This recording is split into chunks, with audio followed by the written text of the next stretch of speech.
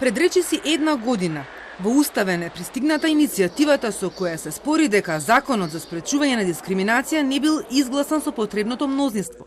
Потврди за Телма еден од поднесителите, екс-претседателот на поранешната комисија Александар Даштевски. 9 месеци подоцна, на крајот на јануари, Уставен одлучува да поведе постапка за оценување на законот, кој недела беше укинат во време кога собранието е распуштено.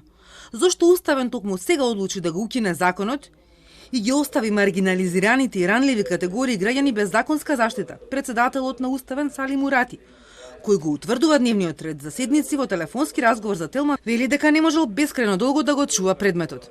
Предметот веќе беше доставен за одлучување. Чекав некое време, но не можев да го чувам бесконечно долго. Морав да го ставам на дневен ред.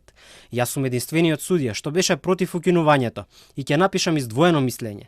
30 и неколку закони во собранието се донесени на овој начин. Министерката за правда Десковска не сака да ги коментира одлуките на Уставен, но смета дека одлуката е донесена во лош момент. Оваа неповолна состојба не треба да ги обесхрабрува дискриминираните граѓани. Иако нема закон, граѓаните можат да тужат и да бараат права врз основа на Уставот и Европската конвенција, смета Десковска. Во овој момент, кога немаме детално регулирање на прашањата пред Уставниот суд, во тој случај сите граѓани кои што ќе се почитуваат дискриминирани можат своите права да ги бараат во судски постапки.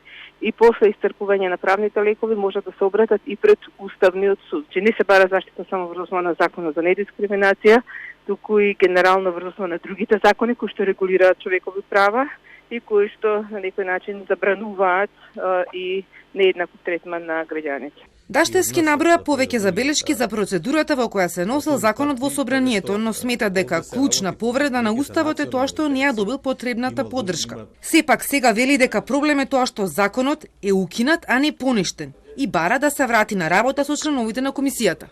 Сега укинувањето значи дека престанува да важи тој закон, а ние имаме мандат од следната година до јануари. И сега јас сметам дека е во јавен интерес да се донесе одлука да се вратиме ние, што не ни е баш на нас лесно. Цела година немало комисија и се собрале предмети, отколку цела држава да остане без комисија, бидејќи тоа е спротивно на европските вредности. Ако веќе не постои закон, како би се продолжил вашиот мандат, односно како би ве вратиле? На нас е активен мандатот, на нас не го прекина. Десковска вели дека и студентите од прва година знаат дека укинувачката одлука не ги тангира последиците.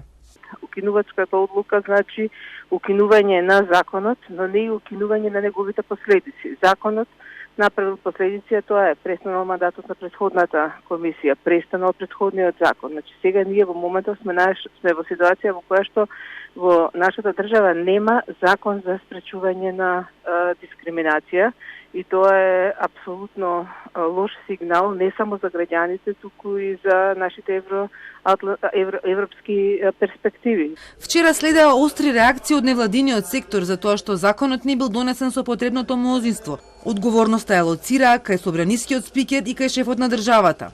Пендаровски вчера објаснуваше дека немал право да одбие да го потпише, бидејќи по втор пат истиот закон дошол за претседателски потпис, откако првиот пат Иванов не го потпишал. Од кабинетот на претседателот на собранието Џафери не добивме одговор.